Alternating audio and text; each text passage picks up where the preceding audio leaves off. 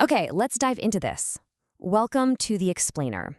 If you're someone who really loves geeking out on how the mind works and you consider yourself a focused learner, well, you're absolutely in the right place. Today, we're taking a hard look at a massive, frustrating gap.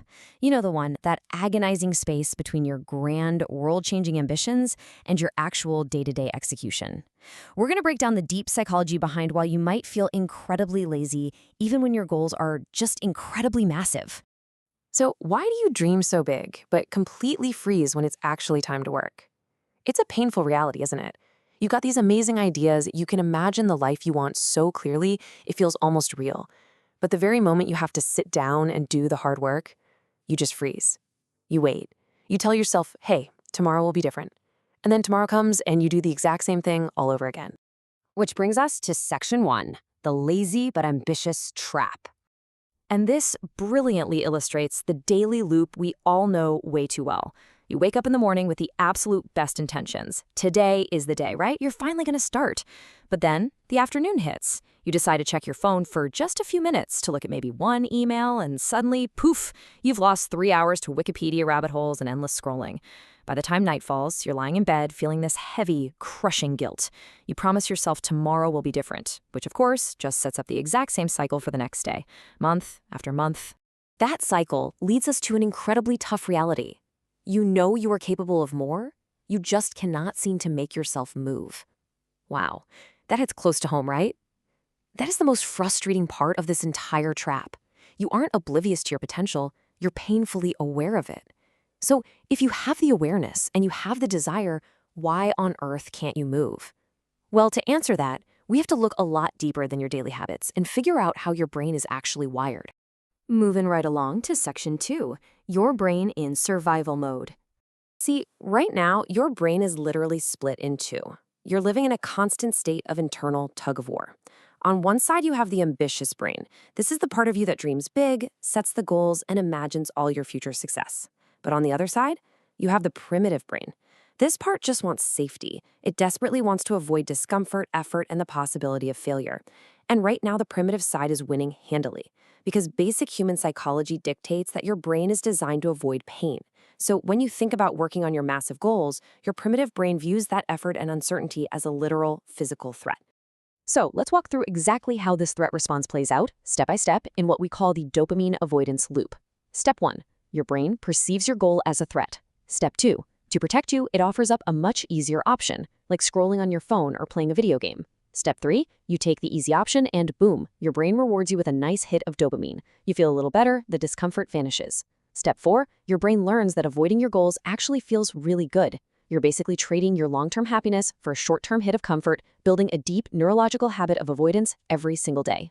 Now, what's really interesting here is how this completely redefines what you probably thought was your biggest flaw. Laziness isn't some massive character deficit. It's actually just your brain's survival mode, actively protecting you from perceived short-term pain. Your brain literally thinks it's doing you a solid, but while it protects you from short-term discomfort, it's quietly stealing your long-term dreams. Let's jump into Section 3, perfectionism is just hidden fear. We've got to strip away the glamour of perfectionism right now. So many ambitious folks hide behind this fancy illusion that they simply have high standards. But honestly, perfectionism is just fear disguised as excellence. It's just another convenient excuse your brain uses so you never have to actually start.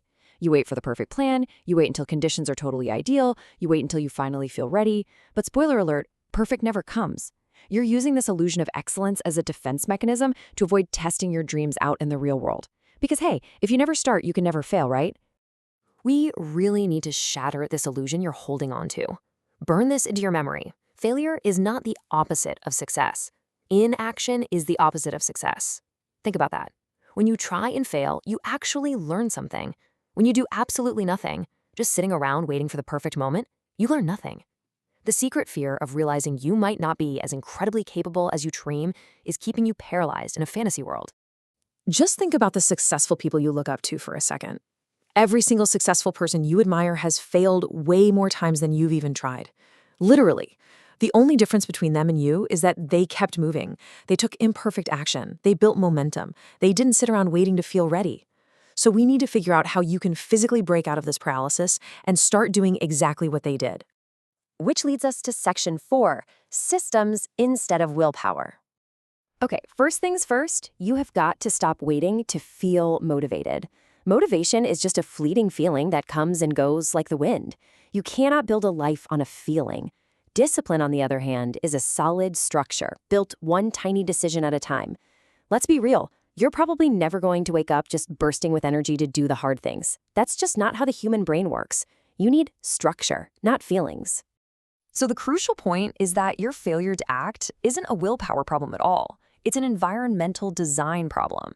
If you have a distracted environment, say your phone is sitting right next to you, your desk is a disaster, your notifications are pinging nonstop, of course you're going to get distracted. Reorganizing your pens for the 10th time is a fantastic way to avoid actual work. Contrast that with a success environment. The phone is literally in another room, the desk is clean, you have sacred, protected focus time. Highly successful people don't possess some magical, endless supply of willpower. They just set up their lives so the default action is the productive action. Every single distraction you remove is one less decision you have to make. And part of fixing that environment is calling out a super sneaky behavior, the content trap.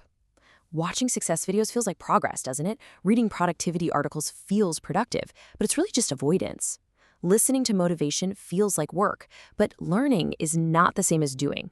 Consuming explainer content, yes, even this exact one you're listening to right now, is a brilliant trick your brain plays to make you feel totally productive without having to take any actual risks.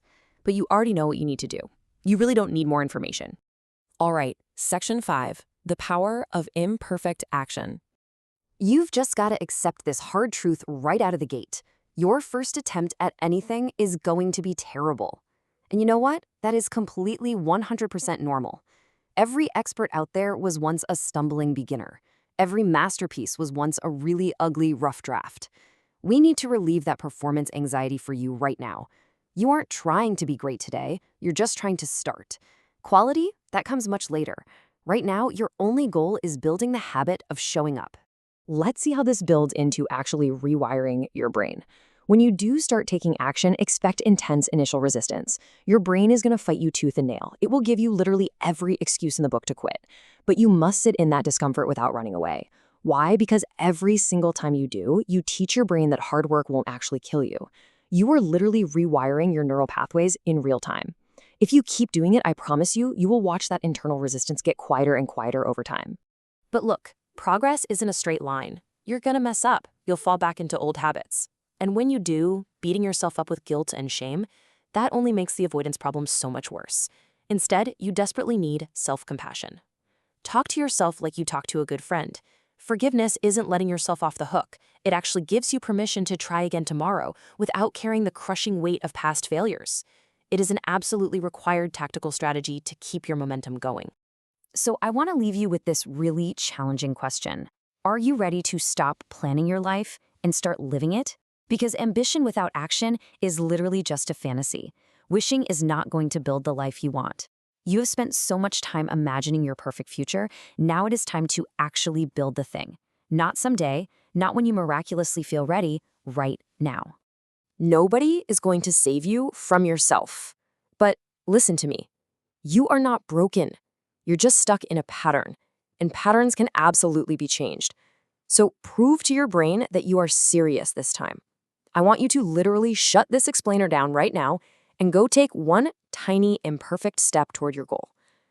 What is the one imperfect step you will take today to finally bridge that gap between your ambition and your reality? Go.